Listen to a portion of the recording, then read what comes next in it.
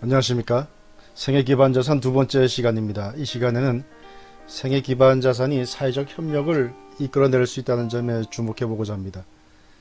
생애기반자산이 사회 구성원의 자발적 협력을 끌어내고 사회적 통합을 해낼 수 있는 것은 그것이 정의적 관념에 부합하기 때문입니다. 정의가 없는 세상, 여러분 어떻게 생각하십니까? 정말 지옥 같겠죠? 그런데 아주 실용적인 차원에서도 정의가 필요합니다. 아주 작은 모임을 생각해 봅시다.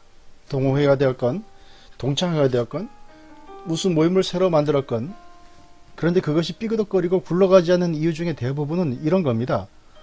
어디 잘해봐라, 니네끼리 잘 먹고 잘 살아라, 이런 말, 이런 생각이 나오는 순간 그 모임은 깨지고 의사결정은 지지부진하고 뭘 해도 안 되는 겁니다. 여러분 많이 경험하지 않았습니까? 그럼 국가란 조직은 다릅니까? 국민 일부가 냉소적으로 어디 잘해봐라, 국가 정책에 협조할 생각 1도 없다, 이렇게 생각해야 한다고 해봅시다. 얼마나 많은 사회적 비용이 들어가겠습니까? 그런데 이런 생각을 하게 만드는 요인이 있습니다. 그게 뭘까요? 공정하지 못하다는 생각입니다. 정의롭지 못하다는 생각, 뭘 해도 부당하게 대우받는다는 생각이 드는 순간 국가건 학교건 직장이건 어디 모임이건 모이라니까 모이는 것이고, 안 모이면 눈치 보이고 또 회비 안 내면 왕따 당할 것 같으니까 내는 거지 자발성이라고는 없는 것입니다. 정의가 없다면 공동체는 지속할 수가 없습니다. 그럭저럭 굴러가겠지만 억지로 그냥저냥 가는 것입니다.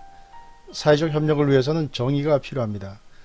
정의는 가장 비용을 적게 들이면서 사회 구성원들의 자발성을 끌어들이는 수단입니다. 정의롭다면 비록 내가 손해를 보고 내게는 불리한 결과가 될지라도 순응하게 됩니다. 승복할 수 있는 문화가 될 때 서로 협력하고 또 신바람나게 일을 하는 겁니다. 그러므로 우리의 결론은 자명한 겁니다. 대한민국은 정의가 살아있게 해야 합니다. 정의는 공동체의 안정적이며 지속적인 유지를 위한 조건입니다. 정의론으로 유명한 존 롤스식의 표현으로 하면, 이는 한 세대로부터 다음 세대로 자유롭고 평등한 시민들 사이에 사회적 협력을 얻어내기 위한 것입니다. 사회적 협력을 통한 부담과 혜택을 어떻게 이끌어내어 사회성원들에게 배분시킬 것인가 하는 문제는, 이게 정치 철학이나 윤리의 문제이기도 하지만 사회심리학에 있어서의 가장 중요한 중심과제이기도 합니다. 사회심리학자들은 무엇이 정의인지 부정의인지 결정할 수는 없지만 사람들이 정의라고 하는 문제에 관해서 어떻게 생각하고 느끼는지 측정할 수는 있다고 합니다. 사람들이 중요하게 여기는 절차적 정의는 사회적 평가와 가치, 특히 자신에게 적정한 예우와 존중이 있을 때만 수용 가능성이 높다고 합니다. 누구에게 있어서든지 정의는 자아와 아주 밀접한 관련이 있습니다.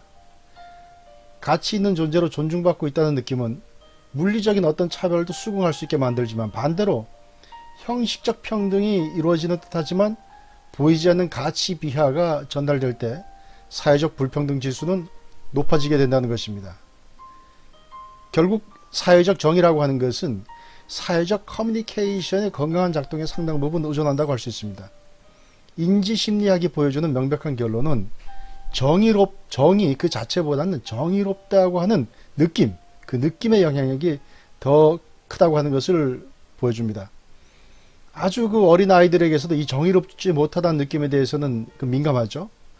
형과 동생이 싸웠는데 형만 혼낸다 그러면 7살짜리 형이 부모에게 내뱉는 말이 이런 겁니다. That's not fair. That's unfair. 또 먹을 것을 고르게 나눠주지 않을 때도 이렇게 말하죠. 왜 내 건 작아? 왜 제 건 더 많아? 왜 제 건 더 커? 공정하지 않아. 이 공정하지 않다 라고 하는 말은 아이들이 거의 말을 배울 무렵에 가장 빨리 익히는 말 중에 하나라고 합니다. 그만큼 인간은 정의, 공정에 민감하다는 겁니다. 예컨대 노동과 관련된 연구 결과에 의하면 공정하지 못하다는 느낌, 이런 느낌이 있다 그러면 그것이 감정적 소진을 가져와서 자발성과 능력을 제한해 아주 직접적인 비용 손실을 초래한다고 합니다.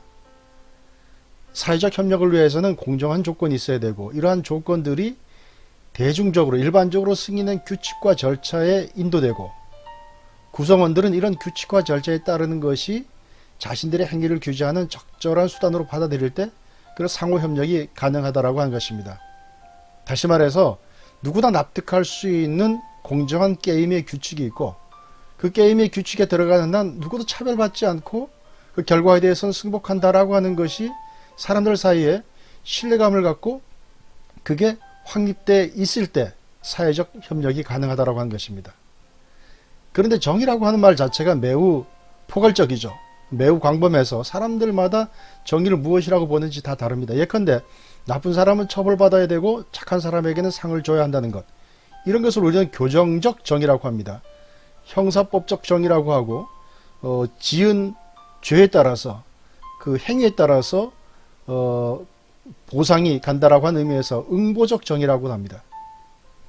또 한편으로는 무엇을 누구에게 얼마나 나눠주느냐, 이것도 정의죠. 우리가 분배적 정의라고 합니다.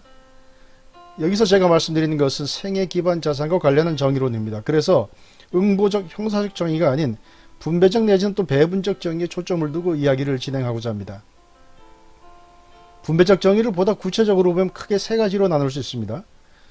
우리가 쉽게 말해서 n분의 1이라고 그러죠. 동일하게 나누는 n분의 1로 형식적 기계적으로 나누는 것을 우리가 등분 이렇게 얘기합니다. 등분.